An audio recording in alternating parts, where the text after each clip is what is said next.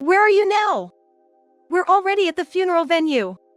A family trip to Guam. Huh? I didn't hear about this. That makes sense. I didn't mention it. If I had said we were going on a trip, you would have told me not to go, right? Obviously. On the day of my mother's funeral, my husband and my in-laws were nowhere to be seen. I've been calling my husband all morning, but can't get through. As the funeral procession went on, we were heading to the venue when I finally got a call from him. Despite today being my mother's funeral, he blew it off and went to Guam with his in-laws. I've had various grievances with my husband over the years. What started as minor issues have accumulated over more than 20 years of marriage into a mountain of them. Especially in the past year, my dissatisfaction has been accelerating. This was the last straw. I've reached my breaking point. In a fit of anger, I decided to divorce him on the spot. Simply presenting him with a divorce wouldn't be enough to dissipate over 20 years of accumulated grievances. So, while he was away on his trip, I decided to demolish our house and turn it into an empty lot. Of course, my husband was shocked when he returned home. And even more so after I blocked his calls. I'm Anna. I'm a 50-year-old office worker, just an ordinary person you might find anywhere. My husband, Sean, is 6 years younger and works in a factory. He's a high school graduate, and we were a shotgun marriage, which sometimes got us whispered about from afar. But I often scoffed at it, thinking, are there still people who talk like this nowadays? My husband and I met through a mutual acquaintance when I was 27 and he was 21. At first, I was worried whether he would be uncomfortable with dating someone older, but it turned out he didn't mind at all, as his mom is older than his dad. We also didn't experience the typical generational gap issues that some age gap couples face. Here we go. Phew, that's refreshing. Aren't you a bit embarrassed? If you worry about what others think, you lose. When we went to a cafe for lunch, my husband wiped his face with a napkin. He didn't stop at his face, he wiped his neck thoroughly too.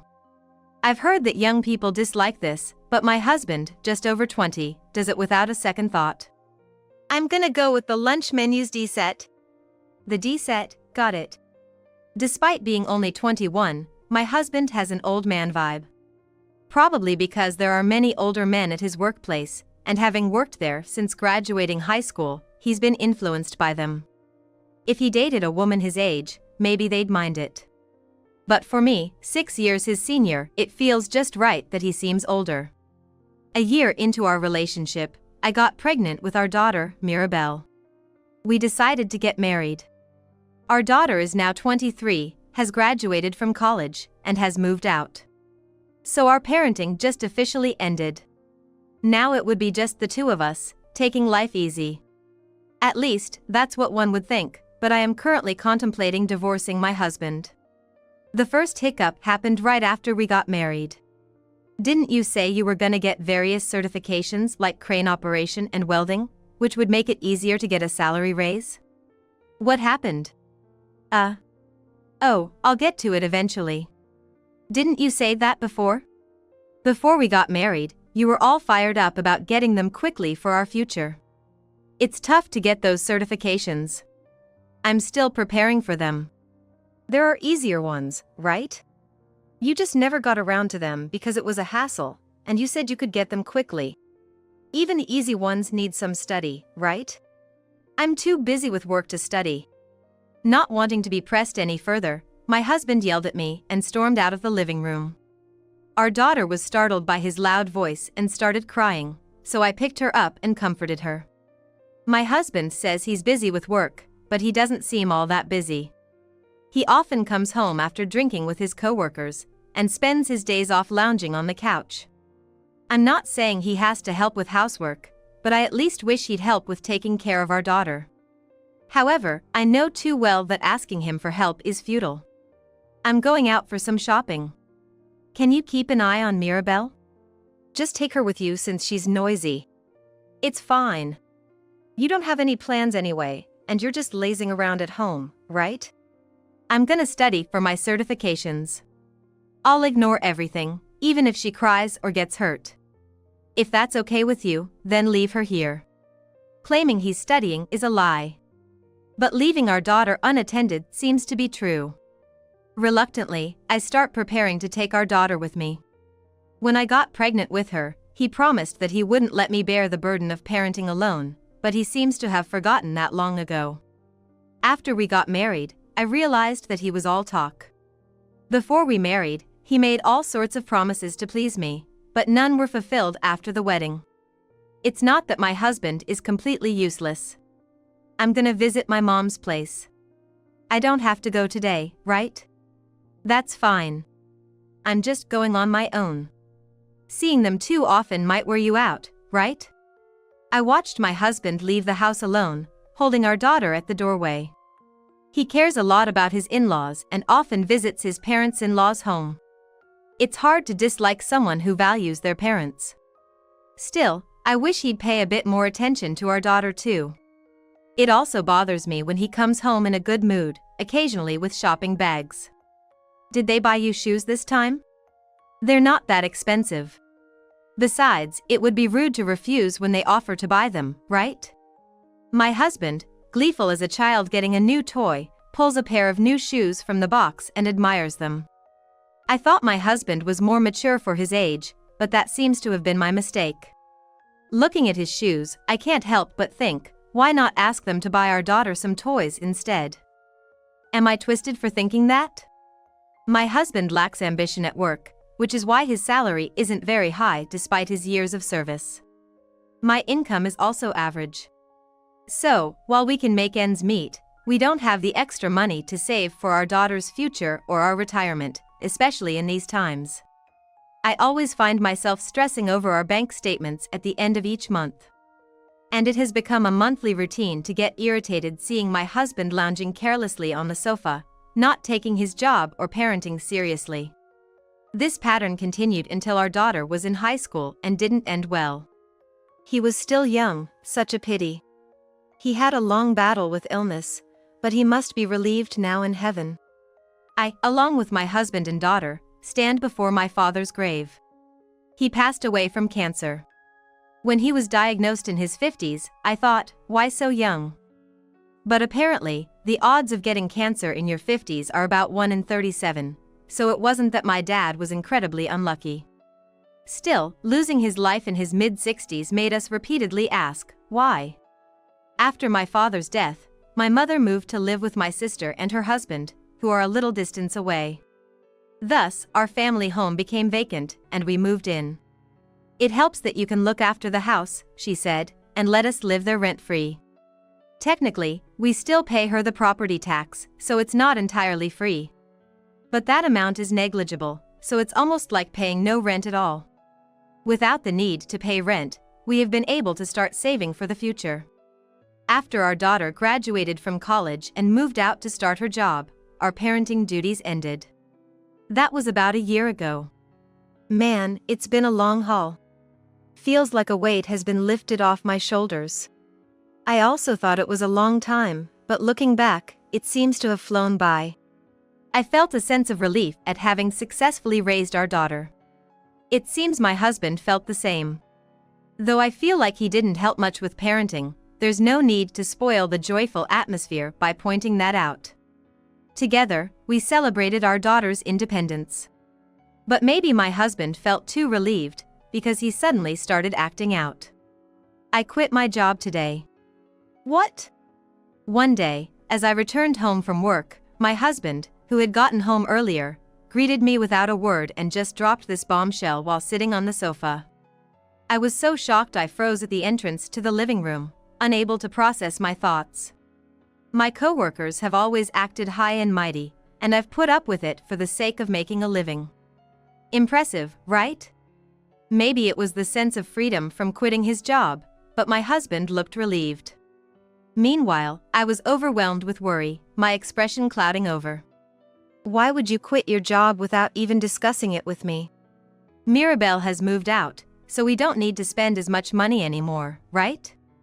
Plus, you know we've started saving since we don't need to pay rent. That money is for our future. We haven't saved enough to feel secure. Even if Mirabelle is gone, we still need to live, don't we? And you quit your job? Don't worry, don't worry. I'll find a job where I don't have to deal with annoying people. Maybe I'll try sales. I'm good at talking to people. Good at conning people, more like. My husband is good with words. If you didn't know him, you might believe he's sincere. But lying constantly doesn't work in a job. Saying you can do something when you can't is a big problem, and I think he's not suited for sales.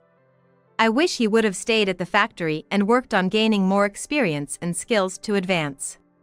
I'll start job hunting after I take a break for a while. I know better than anyone that my husband is all talk. I sighed heavily because it seemed like he was setting himself up for failure. What about your job search? Haven't you started yet? Don't nag me. I was about to start, and now you've killed my motivation. He responded without looking up from his smartphone, lying on the sofa as usual. Just as I suspected, he hadn't started job hunting. It's been 2 months since he quit his job, and every day is like a holiday for him. And the real problem isn't just that he's not working. Did you spend money again without asking? What did you buy this time? I got some camping gear. I've been interested in it for a while. Once I start working, I won't have this much free time, so I thought I'd go now. Camping is fine, but can you buy things with your own money next time? You used our savings again, didn't you? We've saved up a bit, so a little won't hurt, right? That's the thing, we haven't saved enough. We need to save more for the future, and it keeps decreasing because you keep spending it recklessly. Got it. If I earn my own money and buy things with it, you won't complain, right? That's right. If you work, I won't complain. With a grunt, my husband got up from the sofa and started looking something up on his smartphone. I was relieved for a moment, thinking he might finally be starting his job search, but then I saw he was looking at part-time job listings on his phone. I was so exasperated, I was at a loss for words. At this point, pressing him further would only give me a headache, so I decided to let it be. I'm home. Did you get something else from your parents? My husband still goes to his in-laws' place, and they keep buying him things. He says he has told them he quit his job, but I'm doubtful. Looking at him admiring the clothes likely bought by his parents, the thought of divorce flashed through my mind. However, an incident would soon erase those thoughts. It doesn't seem like he's doing too well. It seems so. Your father-in-law was young too. Hey! Don't talk about such ominous things. In the car on the way back from the hospital, I couldn't hold back my emotions and snapped at my husband. He continued to drive in silence, his expression uncomfortable after being yelled at. I had received a call from my sister that our mother had collapsed, and my husband and I went to the hospital together. While it's not an immediate concern, her condition doesn't seem too good. I'm sorry for yelling earlier. Can I ask you something? What is it? I plan to visit Mom on the weekends, but I'd like you to check on her during the weekdays. Even once a week is fine. My sister and her husband are both working, and no one can visit during the weekdays. She might feel lonely, right? I see. I'm the only one available on weekdays. Sure, I can visit her occasionally and keep her company. Yeah. Thank you.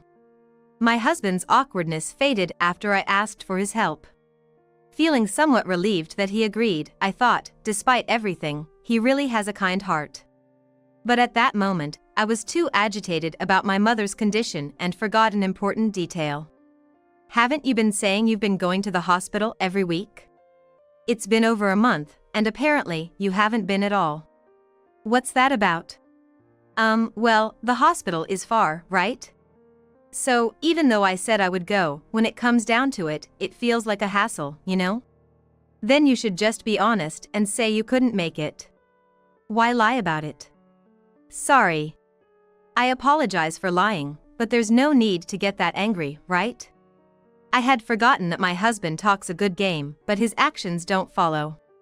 I was the one going to the hospital on weekends. He said he was going on weekdays, so he didn't come with me. At the hospital, Thinking my mother would worry if she knew we were taking turns, I never mentioned his visits.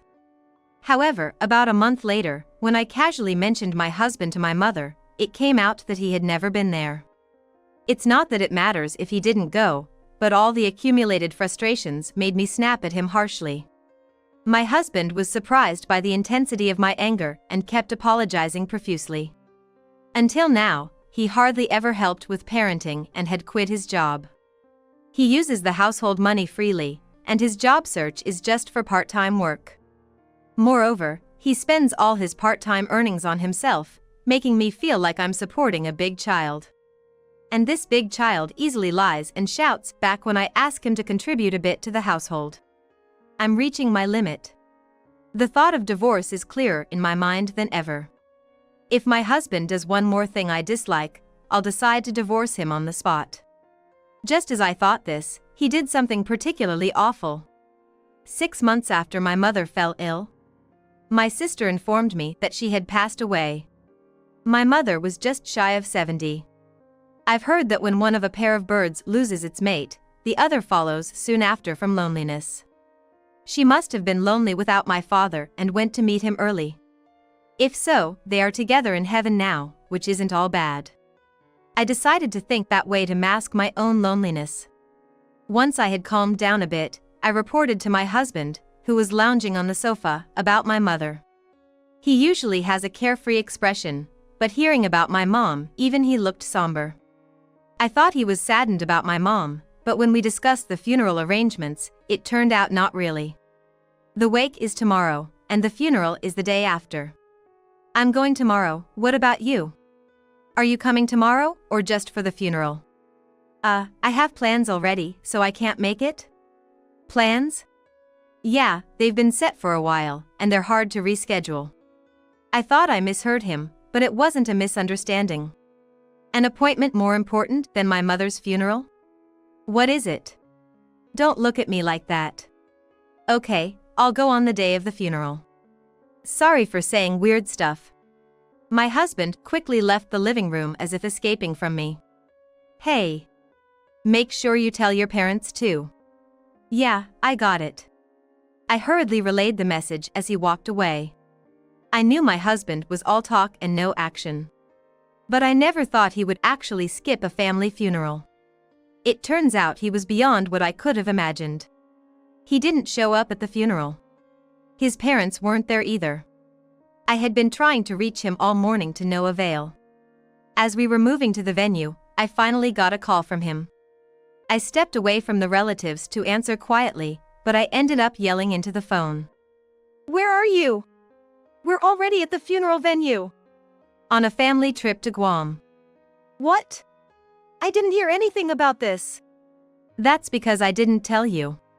If I had said we were going on a trip, you would have told me not to, right? Obviously. Hearing his words, I almost raised my voice. I might scream at my husband any minute. I stealthily moved to a secluded spot behind a building, where I could raise my voice without concern. Why are you on a trip to Guam? I want to keep getting things and money from my folks. I thought this trip would boost my popularity with them significantly. They're both in their mid-60s now, so after this trip, I probably won't need to do much more to keep them happy. You're still getting an allowance from your parents? I'm shocked. Did they pay for the trip too? I have to pay, otherwise, it doesn't help my standing with them, right? So where did the money come from? Don't tell me. I used the savings again. I felt so dizzy I had to squat down, I couldn't even stand. My voice started to fade. Doesn't an international trip cost more than just getting gifts and pocket money? Didn't your dad leave you some money before? And won't you inherit from your mom too? Once the parents are gone, a large sum will come our way, so it's all good. I think it's better to keep on their good side now, make it easier to get stuff and money. They're only in their mid-60s, so it might be 10 or 20 years before I get that big money. I think it would be tough without any allowance until then. Even if it looks like a loss overall, I prefer to prioritize the present. It seems I was mistaken about my husband. He values his immediate comfort over everything else. That's why he lacks ambition at work and does the bare minimum. When our daughter moved out, thinking I was working and he could live off being a freelancer, he quit his job. Now, he's using our savings to curry favor with his in-laws, thinking of them as his personal ATM. He's okay with lying if it means he can take it easy. That's probably why I've always seen him as all talk and no action. I was so astounded, I was speechless. I'll be back in 3 days. Perhaps because I didn't respond, he ended the call. I've definitely reached my limit. In a moment of clarity, I decided right then to divorce my husband. But simply telling him about the divorce wouldn't resolve the deep-seated frustrations accumulated over more than 20 years. Especially since he quit his job, the pace at which my frustrations have built up has increased dramatically. I've held back for so long, I deserve to clear the air at least this once. While waiting hours during a funeral, I made a phone call to a certain person. A week after my mother's funeral. My husband, who said he'd be back in 3 days, still hadn't returned. It seems my plan is working. If everything goes as expected, he should be returning home today, and he will surely be shocked. Knowing a call from him is inevitable, I carry my smartphone all morning with a sense of anticipation. Just as I'm eagerly waiting, he calls me around noon. What's going on? Our house is gone, turned into an empty lot. Where did our house go? Where did it go? Houses don't just move, you know? I had it demolished. What? Why would you do that? The house and land were my mother's, right? So I decided to split it with my sister by turning it into money. But the house was so old, it was practically worthless. It was easier to sell the land as an empty lot. I didn't hear anything about this. You were off traveling on the day of my mother's funeral. Plus, you came back a week late, so it's only natural things have moved forward without you. Well, I guess so. I have a lot I want to say, but I guess I don't have the right to complain. Sorry for shouting. So, you've moved to a new house then? Can you tell me where it is? As if I'd tell you where the new house is. We're getting a divorce. What? Why? Are you serious? You just said you don't have the right to say anything. Try to guess why, based on everything you know. I didn't help with parenting. More than 20 years. I quit my job. So now you're a freeloader. I'm using our house money without permission. You went on an overseas trip without a second thought. Our savings took a serious hit. I prioritized the trip over the funeral. What do you think of yourself for that behavior, really? Every time he speaks of what he's done so far, his voice gets a little quieter. It seems like acknowledging his actions aloud makes him realize what he's really done. And from my assertive tone, it's clear that I'm serious about the divorce. Got it. Let's talk it out for now. Where are you? Seemingly defeated, my husband uttered words accepting the divorce. But I know better. He's all talk and no action. By pretending to accept the divorce for now, he probably plans to come to the house temporarily. I think his strategy is to keep the divorce discussion vague while continuing to live together as if nothing happened. I'm not falling for that. If we're going to talk, let's do it somewhere else, not at home. Somewhere else? What do you mean? Our house is gone, remember? Where am I supposed to go? You still have that camping gear we bought with our savings, right? It's packed up in the corner somewhere. Pitch a tent there and sleep. If you need anything else, your stuff is in a nearby storage unit. Go get it yourself. Sleeping in a tent in the middle of a residential area like this? That's a good joke.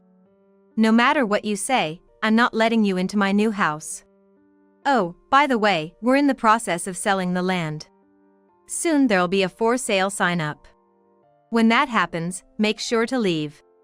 Imagine if homeless people were seen here when potential buyers come to check out the land. You get the picture, right? Enough already. I get it. I understand your feelings. Seems like I pushed my husband too far.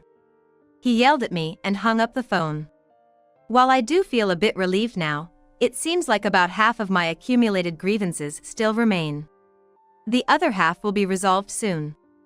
2 hours later, my husband called again. What did you tell my parents? They said I can't come back home anymore. Well, that's to be expected. Realizing that things were unfolding just as I imagined, I couldn't help but laugh. With our house demolished, my husband's only option was to go to his parents' house. But it seems he wasn't welcomed there either. In fact, my in-laws demanded over the intercom that he divorce me. On the day of my mother's funeral, my husband called me from Guam. That's when I learned about making international calls from one smartphone to another. I researched how to make calls overseas and informed my in-laws about my husband quitting his job and the ongoing funeral. According to my husband, he had told his parents about quitting his job, but it was probably a lie. Sure enough, he was stringing his parents along with his usual lies. His parents had heard that he was quitting his job to pursue a challenging qualification. They thought he was doing them a favor by visiting, but it turns out he was only pretending to be filial in order to get gifts and pocket money. I laid out everything about my husband from the past 20 years, including how he barely did anything when he worked at the factory and hardly helped with childcare. His parents must have been fooled by his lies, thinking he was a good son showing filial piety. If I express my grievances to them, it might affect our future relationship negatively. But I'm in unstoppable mode now, having already decided on divorce. However, despite my readiness to be disliked by my in-laws for talking about their son, they showed anger towards him.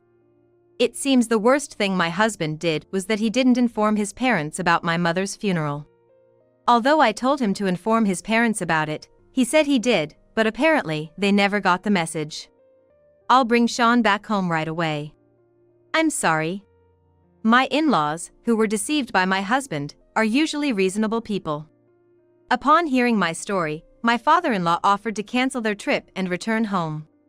However, even if they come back now, they won't make it in time for the funeral. So, I made a request to my in-laws. Could you help me break the news of divorce to Sean? Huh? Since I'm having the house demolished, I want Sean to stay away while it's being demolished. Could you keep him at your place? What? I understand my father-in-law's confusion at what I'm saying. I think I'd be confused too if someone said something so outrageous to me. After explaining the situation in detail, my in-laws agreed and became allies. I hurriedly proceeded with the demolition of the house. My sister's husband knew someone in the demolition business, so I got a referral from him. We skipped all the detailed discussions, and the house was demolished in a week. So, they found out? If you hadn't skipped my mother's funeral, they would have thought you were a dutiful son, so just telling them about my grievances might not have been enough to earn their trust. I heard a sigh from the other end of the line. He seemed resigned. My husband has lost our home, can't stay at his parents'. And to top it off, he's 44 and unemployed. His last hope would be our daughter, but of course, she's fully aware of the situation. It's a certainty that he'll be brushed off if he asks her for help. After being brushed off by our daughter, my husband called me again to ask for help. But I have no intention of helping him. I ignored the call and left it unanswered. Yet, the phone kept ringing incessantly, annoying me, so I finally blocked his number. I was able to reclaim some peace and quiet. That night, I headed to the land where our house used to stand. My camping gear, which I had left behind to annoy my husband, should have been left there as well, so I needed to move them to the storage unit. However, when I arrived at the site of our former home, I saw a tent set up at the edge of the property, with light leaking out from inside. It seemed like my husband had nowhere else to go and had decided to spend the night in the tent.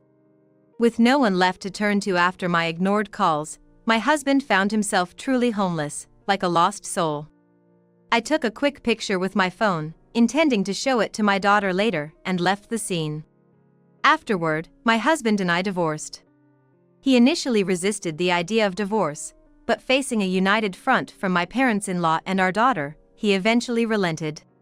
When we divided our savings as part of the divorce settlement, It wasn't a significant amount since a considerable portion had been spent on overseas trips and miscellaneous expenses over the years. Additionally, the money I inherited from my parents was excluded from the divorce settlement, so none of it went to my husband. He ended up holding on to a small sum and started living in a modest apartment. While he found a place to live, the next challenge was finding a job. Living without a stable job is quite challenging. However, it seems that my husband, in his mid-40s, found it difficult to switch careers without honing his skills and experience. Consequently, he resorted to taking part-time factory jobs, leveraging whatever limited skills and experience he had to earn a better hourly wage. Juggling multiple jobs at the factory was demanding, leaving him with little time, energy, or motivation for job hunting. Nevertheless, he understood that he couldn't continue like this indefinitely, so he pursued job opportunities while working part-time. But as soon as he devoted time to job hunting, his income decreased. And when his income decreased, he couldn't afford to focus solely on job hunting. Caught in this negative cycle, he ultimately ended up living the life of a job hopper. While he can manage for now, given his youth and vigor, one wonders what he plans to do when he can no longer work. Perhaps now he regrets jumping at the easy opportunities without seriously considering the future. As for me, I've continued working as usual. My daughter is independent now, and I no longer need to support my freeloader husband. I have both time and money to spend on myself. I thought I might feel lonely after the divorce, but I've been enjoying my days immensely. It's not bad being on my own. I'm thinking of going on a little trip somewhere this weekend. I'm telling you to leave. You woman who can only give birth to girls. The one glaring at me with utter contempt was my husband, Jake. I instinctively rubbed my belly. I had borne 3 daughters through this belly, in pain, for Jake. But what Jake really wanted was a son. I still remember how after giving birth to our eldest and then our second daughter, he said, "Next time it will be a boy." When our third daughter was born, Jake even left the naming all up to me. Is this finally heading to divorce? I felt like sighing. With a faint smile, my husband assured me not to worry about a successor, there's already someone else who can bear him a son. I'm Susan, a full-time homemaker. And I just turned 40. I live with my husband, Jake, and our 3 daughters. It's been 3 years since I gave birth to our third daughter. This month, I've decided to quit being a homemaker to go to work. It's because, on Jake's salary alone, we couldn't afford to provide lessons for our 2 older daughters. I decided to work for the sake of our 3 children. Fortunately, I found a job quickly, and now I'm managing to cover our household expenses while working. Lately, Jake's been griping more and more about how his folks are getting on in years, and that I should be the one to take care of them. Would be a big help if you could quit your job to look after my parents, Susan. That's out of the question right now. Why? We can live comfortably enough on just my salary if we don't splurge. Splurge? I've never done that. I'm working because your paycheck alone won't cover extracurriculars for the kids. They don't need any extracurriculars. It's perfectly fine if they don't learn anything extra. This is the kind of nagging I always get from Jake. That's why I've learned to just brush it off whenever he brings it up. Are you even listening, Susan? I hear you, I'll do what I can to help out. Honestly, I can't stand my in-laws. I genuinely don't want to help with their care. But Jake and I live near his parents' place. It was his idea to start our married life in an apartment close to them. At the time, I didn't know their true colors and thought it'd be convenient for me, too, saying naively that it would be helpful. But it didn't take long to see their true nature. About 6 months into our marriage, my mother-in-law asked me to help clear space for a big table she bought so we could all gather anytime. That's when I started helping out at their house. I found myself constantly bossed around by my in-laws, being told where to put things, to tidy up, to serve tea, like some kind of servant. Being newly married, I couldn't handle it well and just kept helping as they told me to. Because of that, each time I visited their house, they treated me worse and worse. Every visit, I was like a little maid, having to listen to the in-laws boast about the old days or complain about their struggles for what felt like hours. And then, they'd end up meddling in our private life, pressing us to quickly produce a male heir. Even my husband, who said he wanted kids, would say things like, "Of course, I'd prefer a boy. Actually, if it's not a boy, there's no point in having one."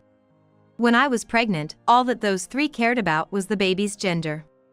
When they found out our first child was a girl, they insulted me and said things like, "Well, there's a saying, first a girl, then a boy. She'll be handy to have around." When the second and third turned out to be girls too, the in-laws openly lost interest in them. They'd just keep saying, "Next time, make sure it's a boy." Why is this house such a mess? There's no rowdy boys running around, and still, you use being busy as an excuse. Can't you even clean properly? Maybe it's your laziness, that's why you can't have a boy. All these girls and all they'll do is get married off elsewhere. They can't be successors. You should be taking care of us, the heads of the family, instead of wasting time on girls who are no use as heirs. To think these are their own grandkids they're talking about. I never invited them in the first place, and I sure as heck don't want to go to their place. Being dragged to their house and treated like this is more than I can stand. I've told Jake countless times that I want to keep our distance from his parents, but it's like talking to a wall. The house being a mess is a fact. Girls are supposed to play quietly and read books, right? Instead, they just scatter their stuff everywhere. If you can't manage housework and childcare, which are supposed to be a woman's job, then it's no wonder you're being criticized. How can you say that when we're both working to raise our 2 kids? It's impossible for housework and childcare to be only my responsibility. If working is your excuse, then just quit and be a stay-at-home mom. If you can't do that, then what my mother's saying is right. You think you can support me and our 3 daughters on your salary alone? That's why I'm working, too. It gives me a headache just thinking about it. Sure, there was a time when men worked and women took care of the home and kids. But those days are long gone. Now it's normal for wives to work, too. But to accept the changing times while still insisting that housework and childcare are solely a wife's responsibilities is just too convenient. No matter how much I try to convince him, Jake just won't change. Mom's right. It must be as Dad says. Every time I heard these words, thoughts of divorce crossed my mind. But my daughters, oblivious to everything, were fond of Jake. Only the eldest, a middle schooler, seemed to have some reservations about Jake. Being in the throes of adolescence, she didn't seem to be very interactive with Jake. Yet, whenever I saw the third girl innocently laughing and clamoring to be held by Jake, calling him Daddy, Daddy, I couldn't bring myself to go through with a divorce. 3 months had passed since then. For some reason, Jake started coming home late more frequently. I was suspicious and asked him when he returned home. "Jake, you've been quite late recently. Is something up at work?" "No, it just happened today. A junior messed up, and I had to cover some overtime. Don't worry about it." At first, I believed his words, but he began to come home late more often, and I asked again. Then Jake started making excuses like he was held up at work entertaining clients, or meetings with partners ran long. Even as I started to suspect Jake's words and actions, I couldn't muster the courage to take that step away because I didn't want to deprive my children of their beloved father. I started to pretend not to care about Jake's late returns. Half a year had gone by in this way. A colleague I worked with mentioned seeing Jake walking in the downtown area with a young woman. I dismissed it to her, saying Jake was at work, but she insisted she wasn't mistaken. Our families are close, often going camping or having barbecues together on holidays, and my daughters are around the same age as hers. Jake and she always got along well whenever they met. So I knew she couldn't have mistaken someone else for Jake. But even knowing this, my desire to trust Jake was stronger, and her suggestion to approach him next time made my heart skip a beat. I told her I'd talk to Jake about it, hoping it was just a misunderstanding. I went to see a private investigator immediately after work and requested a surveillance operation. 5 days later, the investigator got back to me, saying it had been quite straightforward. When I met the investigator after work, I was presented with substantial evidence. There were several photos of Jake entering a hotel with another woman, and the results were incriminating. I decided to confront Jake about the affair as soon as I got home. Though he had gotten home before me, he was just looking at his phone in the living room. I saw my eldest daughter take her younger sisters to her room. And while I felt sorry, I couldn't keep it to myself. Jake, can you explain this to me? You said you were working overtime or entertaining, but is entertaining clients at a hotel part of the job? Jake didn't respond to my words and just started making a phone call with a cold expression. For some reason, Jake remained silent, determined not to speak. So your silence means you admit it's true? It's none of your business. You really think a husband's affair is none of his wife's business? It's none of your business. No matter how many times I asked, Jake only repeated that it was none of my business. Then, suddenly, the doorbell rang. While I was thinking of pretending we weren't home, Jake quickly went to open the door. In came my in-laws and the woman from the investigator's photos. What's going on? Did you call them here? I hadn't planned on telling the truth until everyone arrived. Well, now that everyone's here, explain these photos. I challenged Jake again with the photos. The girl there is pregnant with a boy. Our family has always needed a son to carry on the family line. I told you before we got married that we needed a son. But you kept having girls. So, you're no longer needed and should leave right away. Just when I thought Jake was starting to make sense, he handed me a divorce paper with an explanation that didn't make any sense. Hold on, pregnant? How many affairs do you need to have for that to happen? Sure, I knew about the son issue, but we can't choose the gender of our babies. Besides, you always seem to love our daughters. Susan, you've heard the story, but you're someone who could only have girls. Just leave this house quietly. I'm sorry, but I'm not talking to you. I'm talking to my husband, Jake. What's going on?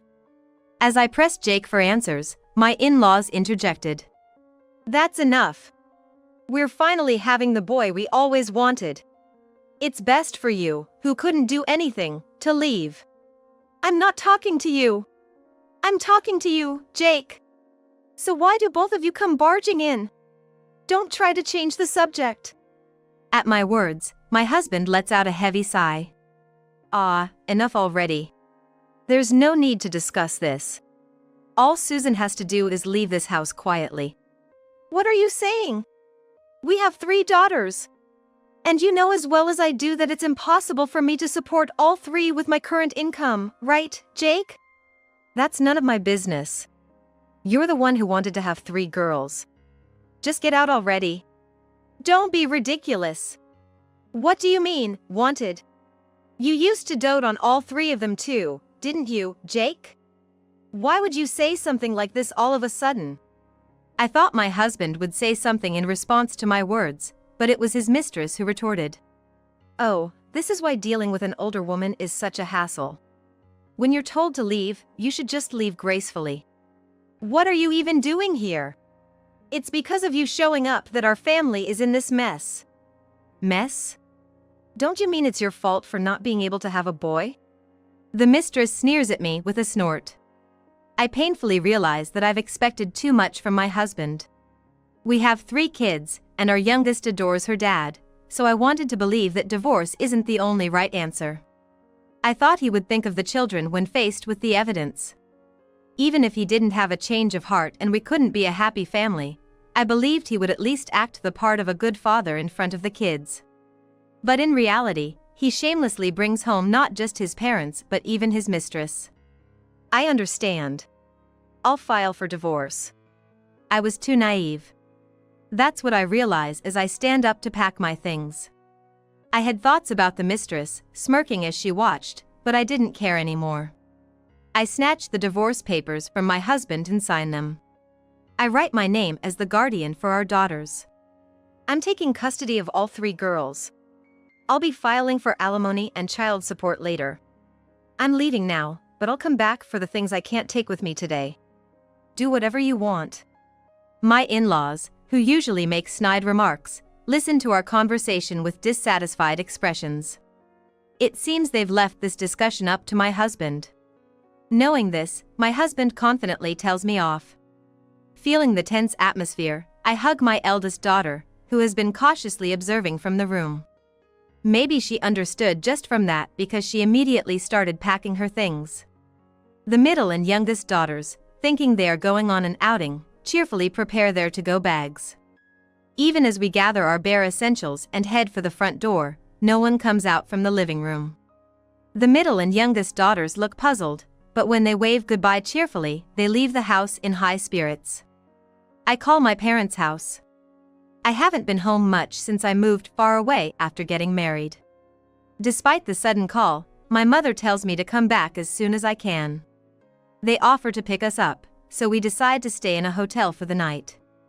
There, without telling my daughters about their father's affair, I explain, Daddy and Mommy are just heading down different paths now. The younger two, who love idols, recall a recently disbanded group who had said the same thing. Does that mean we can't be together anymore? It seems my eldest understands what I'm saying. I return to my parents' home with my daughters, and we are swamped with changing our family registry and various other legal and administrative processes. And before I know it, 2 months have passed, and I successfully received alimony and child support from my husband and his mistress. I had filed for compensation for the affair against both, and additionally for child support from my husband. Not wanting to see their faces ever again, I conducted everything through a lawyer.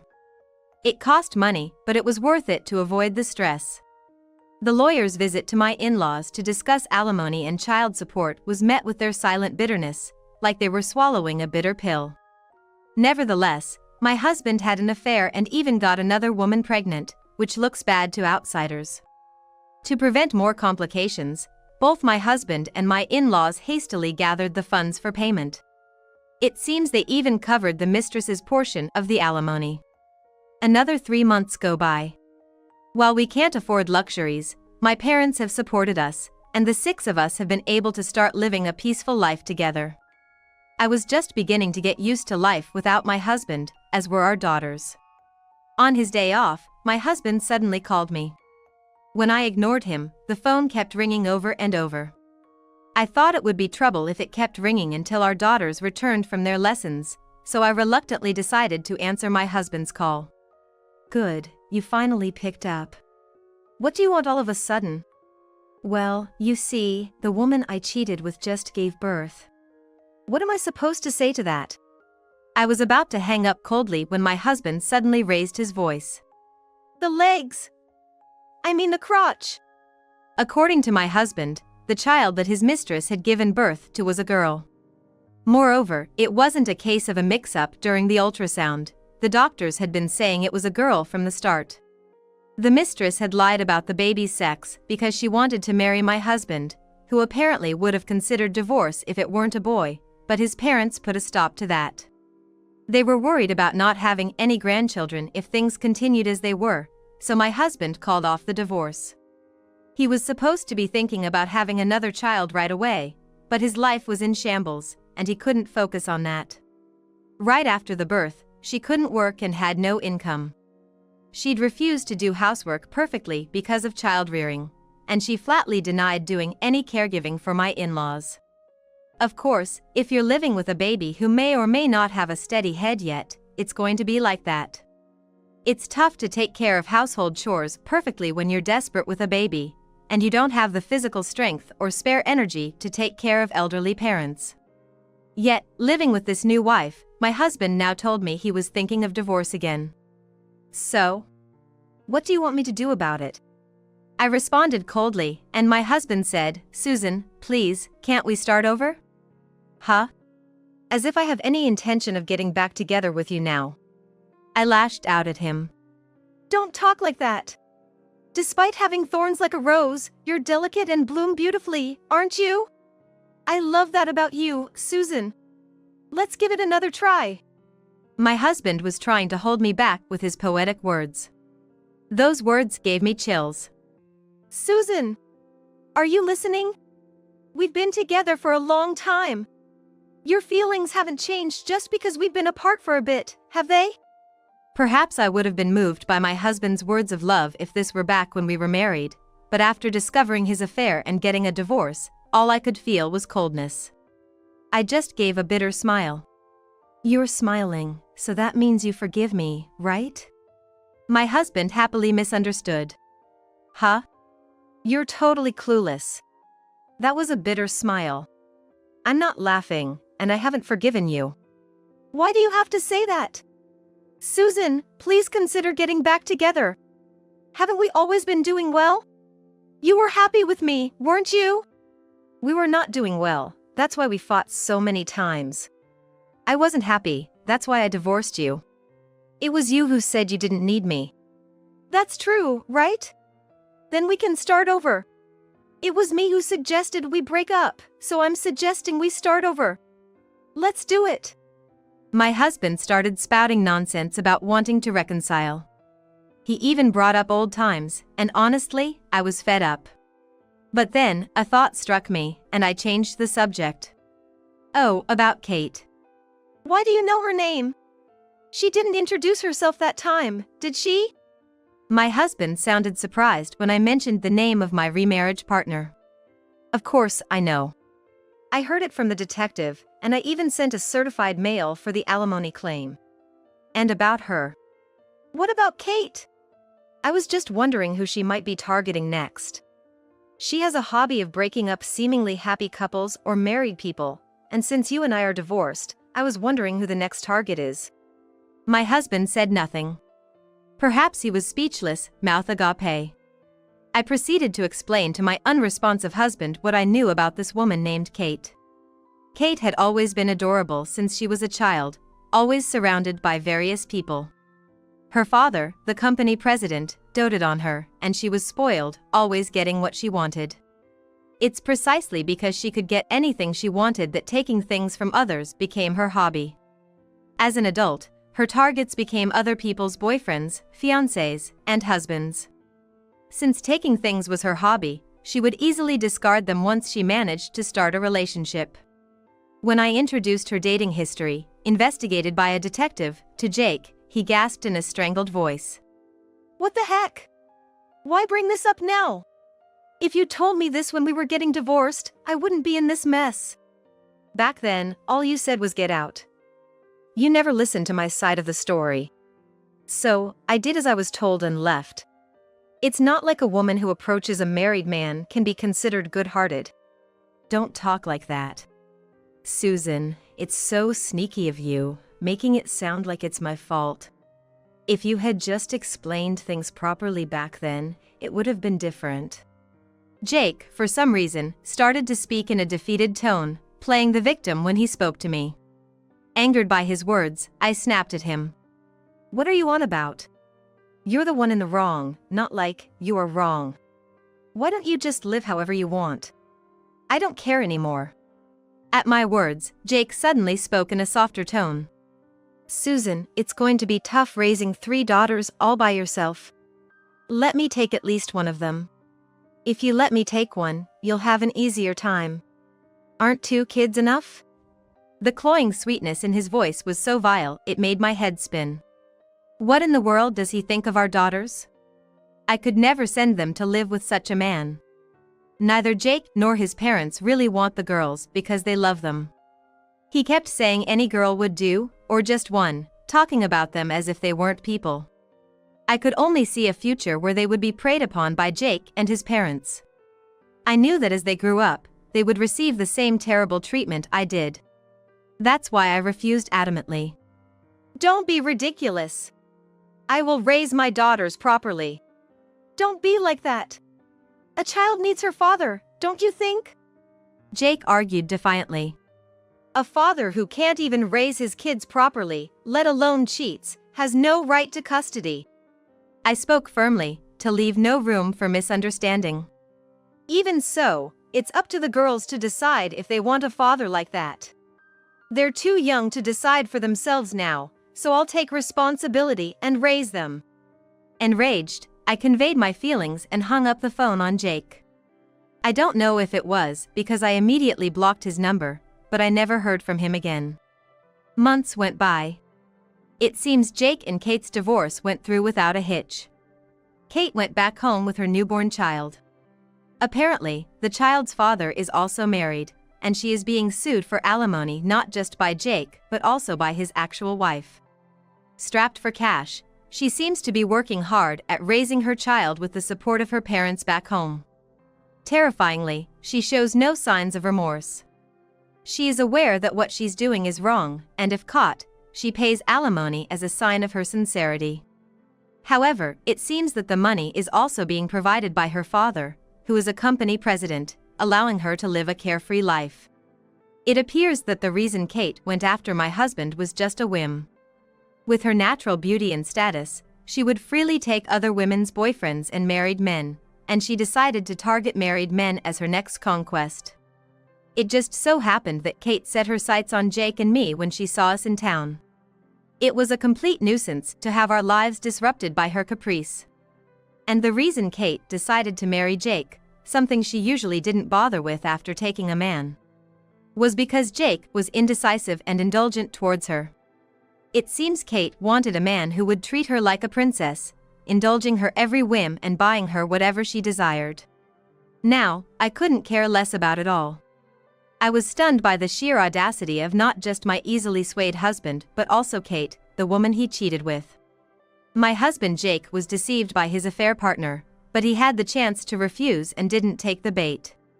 No matter what stories I hear, the fact that Jake betrayed me won't just disappear. I also heard that Jake's family was ostracized by friends and relatives and had moved far away. They only stormed into my house once after the move. Susan, stop being stubborn and hand over one of the kids. That's right, Susan. It's not good for a child to receive all the love from just one parent. We'll raise her together, the three of us. Please stop. I'm fine raising her on my own. Thinking that my youngest daughter, who was still too young to understand, would be okay, the three of them came with a menacing look to take her away, and I resisted desperately. You can't handle it, Susan. You can't raise her while working. Hand her over, Susan. Poor thing. Don't worry.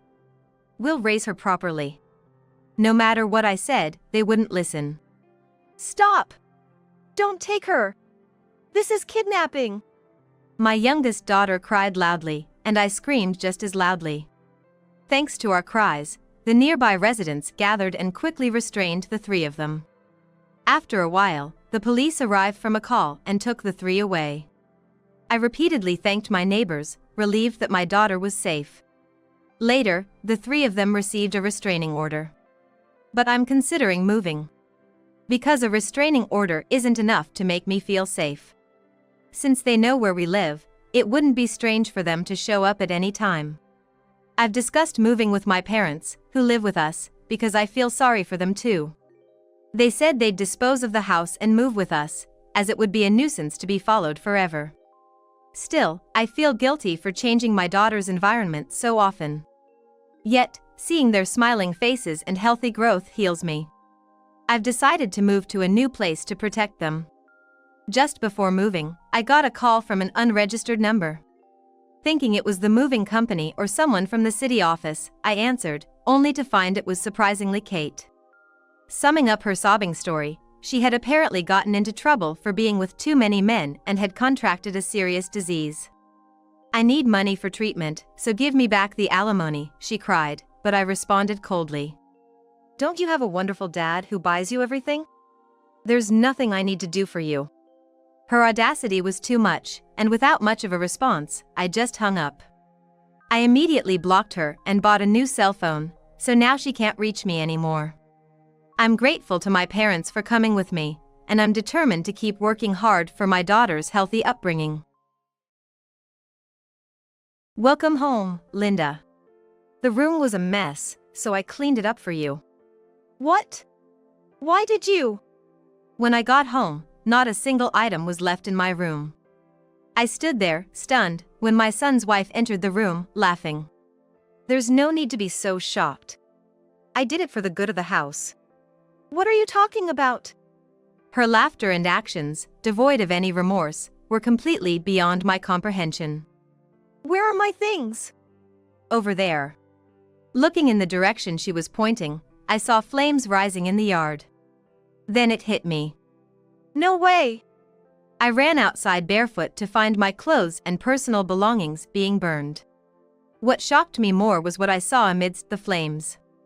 A painting given to me by my late husband. Now it's nice and clean. Looking at my daughter-in-law, her face was controlled by malice. She was forgetting something far more important. Who was the one supporting this house? Do you know what you've done? Of course. No need to look so scared. Don't joke with me. Well, there's still something left to do, isn't there? The smirk on her face made it clear. Are you trying to drive me out? No. I'm just exterminating a parasite. Even with her changed words, I understood she was referring to me. And that's when I made a decision. Then I'll leave. And so, I left the house. But I was not alone in this. Everything was now in place. I swore on my late husband's grave that I would never forgive her. My revenge against my eldest son's wife had begun. My name is Linda Adams, and I'm turning 60 this year. Ever since I lost my beloved husband to cancer 2 years ago, I've been living alone. After he passed away, I felt a great void, but I'm finally getting used to living by myself again. I'm sorry, but I'm counting on you to take care of things from now on. Sure, I know. There's one last thing from me to Linda, a gift. A gift? Yeah. It should be arriving at your house soon. Thanks for everything. Those were my husband's last words. I reminisce about the times I had with him. He was a hardworking businessman at a well-known company. Our meeting came about through a mutual acquaintance, but we quickly hit it off and smoothly progressed to marriage. Since then, it has been nothing but bliss. We've got our son now. I've got to work even harder. Yeah, but don't overdo it. I have a precious wife and son to look after. At 28, I gave birth to our son, John, and 4 years later, our daughter, Emily, was born. I believe I worked hard every day as a homemaker, which was also my husband's wish. He acknowledged my efforts, and as a result, he left us more than enough savings and assets. However, even in such a life, changes occur. I'll be coming back home soon. Isn't your work too hectic? No, it's settled down now, so it's fine. And I know it's short notice, but I'm thinking of coming back next Saturday. That's fine, I'll be home. I was looking forward to seeing John, it had been a while. But I had forgotten something important. Then, on Saturday, I'm home. Welcome back. You must be tired. Take it easy. Hello, Linda, it's been a while. I had completely forgotten, but I was not fond of John's wife, Julie. She had been looking down on me and making snide remarks even before they married. Welcome, Julie. I offered Julie a strange smile. She seemed to catch on and gave a smirk grin. We're planning to stay over tonight, so please take care of us. Stay over? I wasn't aware of that. That's strange. I thought you'd been informed. Julie began to make herself comfortable as if it were her own home. It almost seemed as if she was testing how comfortable our house was. In the end, they stayed for 2 days, and it was a continuous strain on my heart. I thought that would usher in the return of peaceful daily life, but that was quickly about to change. Mom? I need to talk to you about something. It was about a week later. I had a bad feeling. Actually, Julie has. Hold on a sec. I took a deep breath. Sorry, what about Julie? Oh, right. So, Julie wants to live with you. Live together? It was totally unexpected. I asked for the reason. I thought it was sudden too and wondered why, but it seems she's worried about you. Worried? I couldn't help but wonder if that were true, why she hadn't reached out herself. I told her you are fine, but she won't listen. I see. How are things between you and Julie then? I think we're okay, but... He said they were fine, but he sounded less than enthusiastic. I thought it was bad to burden my son like this and made a suggestion. Then I'll just tell Julie myself that she can't live with us. If I say it directly, she'll give up, right? After hanging up, I looked up at the ceiling. Living with my daughter-in-law was out of the question. Her snooping around my house before must have been her scoping it out for moving in. With that in mind, I just couldn't accept her proposal. Hello? Julie, about the living together thing. I contacted her the next day. I wanted to settle things quickly before they got more complicated. You heard from John, didn't you? Her voice was clearly excited. She must have thought living together was a possibility. I've heard the story. So, we can't live together. Then there was a moment of silence. She must have been shaken. Why not? As you get older. And wouldn't it be better for you to have someone around? Maybe so, but I'm fine on my own. Don't say that. I'm really worried about you. Your concern is appreciated, but... All right. If that's what you want. It seemed she had accepted it for now. I thought now I could return to my peaceful daily life. Indeed, things seemed calm as usual for the next couple of weeks. But Julie hadn't given up yet. Hello there. One afternoon, she came over. Julie. What are you doing here? I've come to talk about a proposal today. Can I come in for a sec? Before getting an answer, she walked right into the house. Taking a seat on the couch as if it were her own, she began to speak. How about we try living together for a bit? Excuse me? We live together on a trial basis, and then decide if we want to make it a permanent arrangement. If you don't like it, I'll move out. I racked my brain desperately. A wrong decision now could lead to irrevocable consequences. Does John know about this? Oh, don't worry about that. Then she began to call my son. I waited for the phone call to end, pondering what to do next. John says to talk to you. Here you go. Hello? John? Mom, I'm really sorry. I had no idea Julie would go to you. What are you gonna do? I'm okay with living together. But don't get me wrong, I'm not agreeing with Julie's idea. I just think it's a good way to get her to give up. There was a certain logic to his thoughts. As he said, we could live together for a while and find the right time to say no. All right, let's do that. Deep down, I feared Julie might disrupt our home, but if things went south, she could just leave. And so, our living together began. At first, everything was peaceful. Things changed when John started spending more time away from home due to work. Sorry, I'm too busy to help out around the house right now. Don't worry about it. Instead, I'll take care of the expenses. Don't fuss over it. Leave it to me. Soon after, he left for a long business trip. And as if she had been waiting for him to leave, her attitude changed dramatically. Are you not so good at cooking? It was during one of our meals together. What? Well, it just feels a bit dated and plain. Even dog food might be better. She laughed mockingly, revealing her true colors. From then on, all pretense was dropped.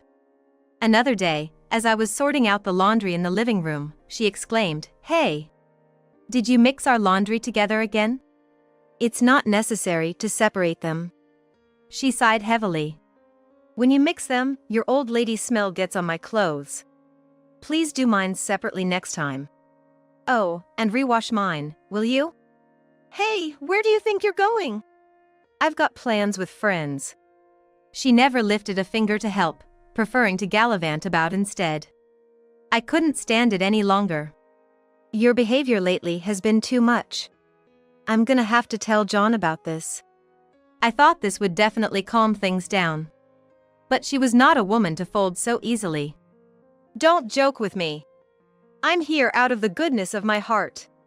What on earth was she talking about?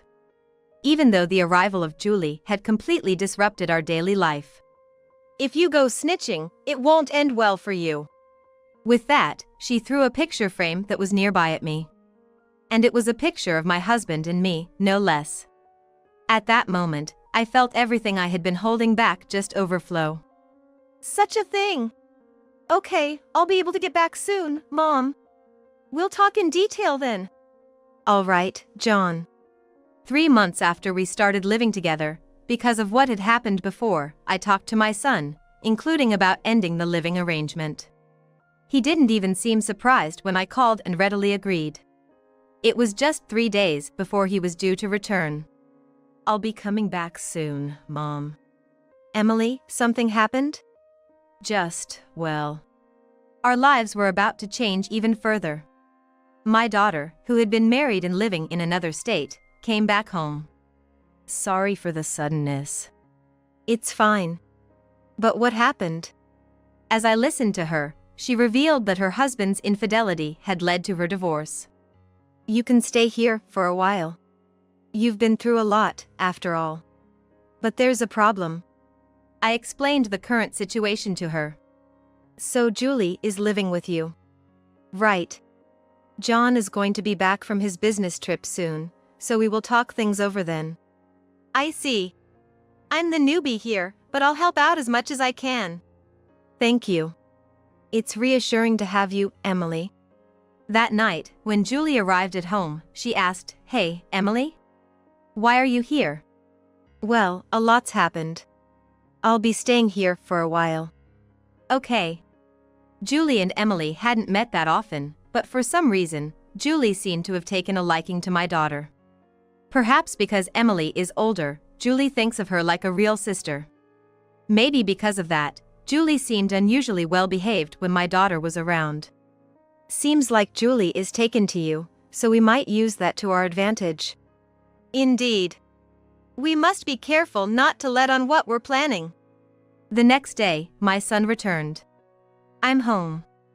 As I went to greet him at the door, his wife pushed past me. You're in the way. I stumbled from her shove. Hey, isn't that a bit dangerous? Just act your age, will you? I mean, you're an old lady. How many times have I seen her laughing while looking at me? At this point, I'm truly astounded by what she wants to do. What are you doing here, Mom? Just lost in thought, that's all. Emily came back, right? Haven't seen her since Dad's funeral. She'll probably be back soon. Then, about an hour later, we had dinner with my daughter who had just come home. When it's just the two of us, my daughter complains, but even she can't in this situation. It's been a really long time since we had such a peaceful family meal. My son's wife seemed to be in a better mood and started drinking. Julie, don't you think you're drinking too much? I'm fine. This is nothing. Is she not so good with alcohol? I don't think that's the case. But my son's wife continued to pick on me, emboldened by the alcohol. Why don't you have a drink with us? I'm not good with alcohol. What? What are you talking about? You can't take my request? I couldn't help but sigh. That's enough, right? You're clearly drunk. I'm still okay. I'm worried too. If Emily says so. In the end, Julie was taken to her room by my daughter. Looks like Julie's gone to sleep. If she's drunk and asleep, she won't be up for a while, so it should be fine. Then, it's time for the main event. And so the three of us talked about Julie. We intended to tell her that we were going to dissolve the living arrangement anyway. Are you okay with that, John? She is your wife, after all.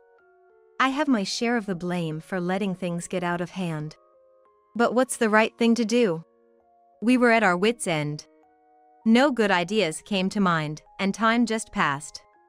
Then, my daughter asked a question.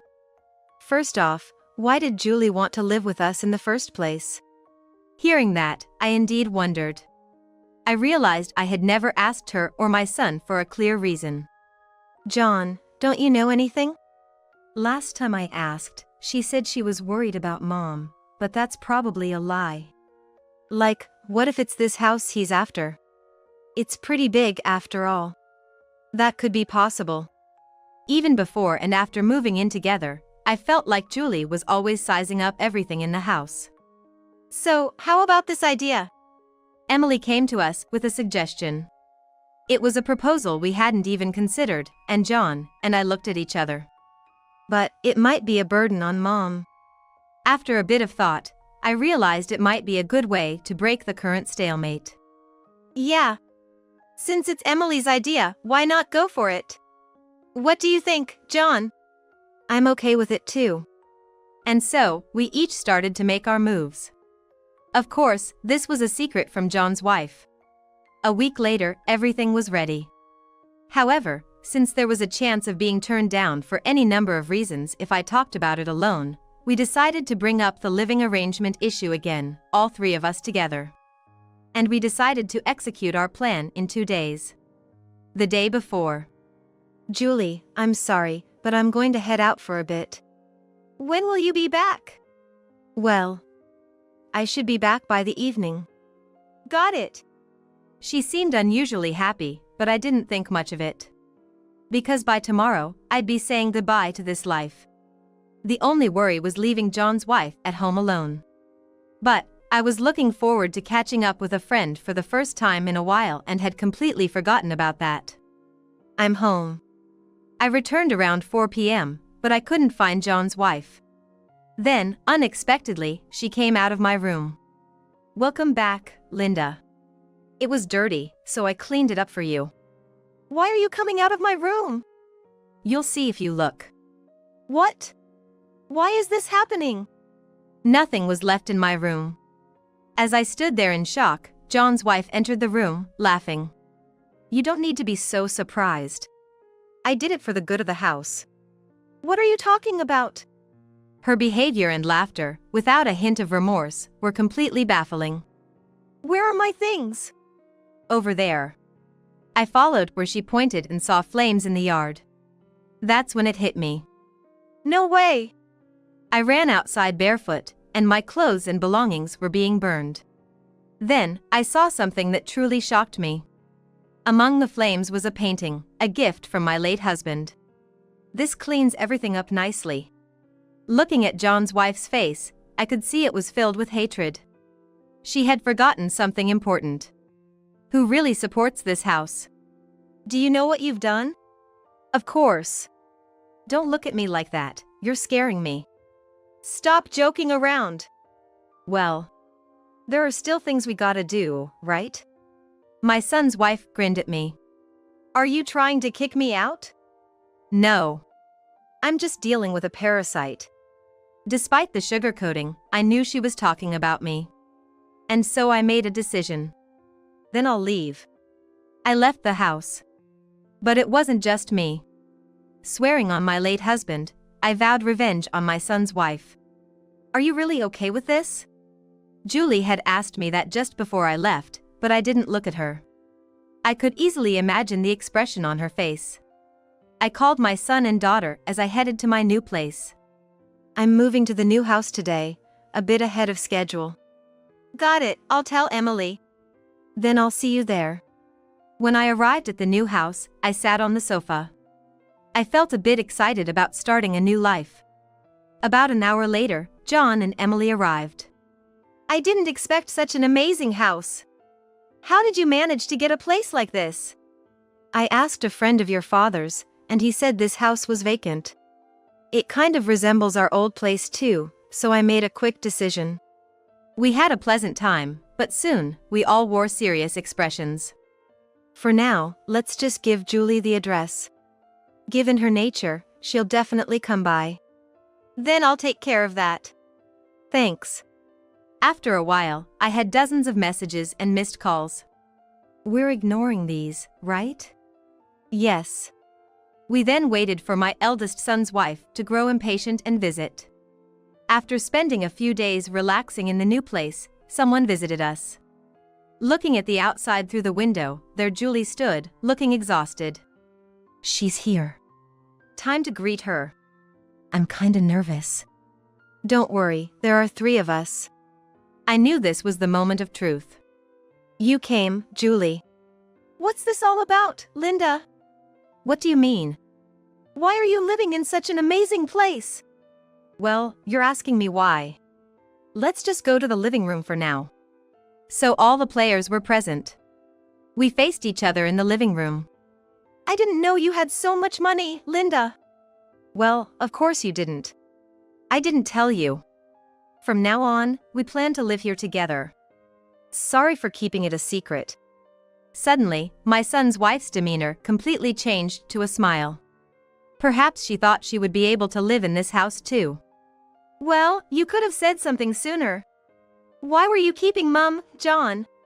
Mom told me not to say anything about it. Like a surprise? Trying not to laugh was a struggle as I watched my son's wife, who had gotten the wrong end of the stick and was getting all excited. The first to break the news was Emily. Julie, I'm sorry, but it's just going to be us living here. What? Her eyes went wide as saucers. Emily's right. There's no place for you in this house. Why not? You destroyed my most cherished memory. That was because you were the one who suggested living together, but I bet you really wanted to drive me out. What were you after, my house or money? My son's wife looked down in silence. She must have hit the nail on the head. But why such a mansion? Did you ask John for this? This time, my son interjected.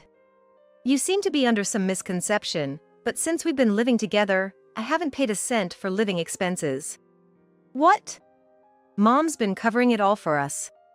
And yet you. My son's wife stood there as if frozen in disbelief. That's a lie. It's not a lie. I didn't want to burden John, so I paid for everything. You wouldn't know that. Then she started to smile at me ingratiatingly. We got our wires crossed a bit, but there's still time to make it right. Let's start over. She went on and on about how much better it would be for her to live with us. I, finding the situation absurdly funny, took her hand and smiled sweetly. You're the parasite.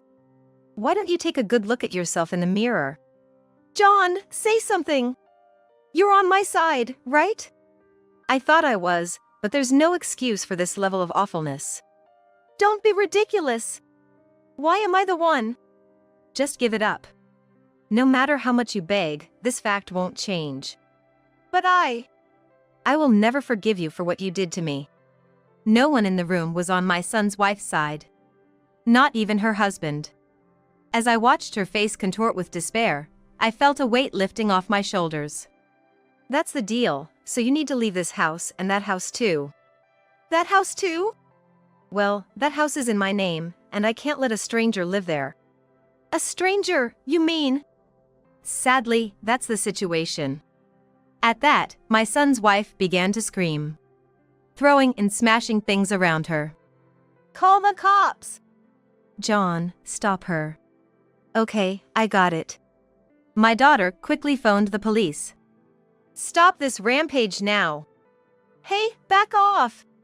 The situation was finally brought under control when my son tackled and restrained the one causing chaos. In the end, my son's wife, Julie, was escorted away by the police, sandwiched between officers. She glared at us as she got into the squad car, but at this point, there was nothing we could do. I felt no sympathy, just a sense of serves you right. Above all, she was getting her just desserts for ruthlessly destroying the memories of my husband. Were you shocked? But this is for the best, right? Yeah. Now we'll finally have peace. The rest is up to John. I've got it covered. After everything that's happened, I can't live with her anymore. I have faith that he will handle things well.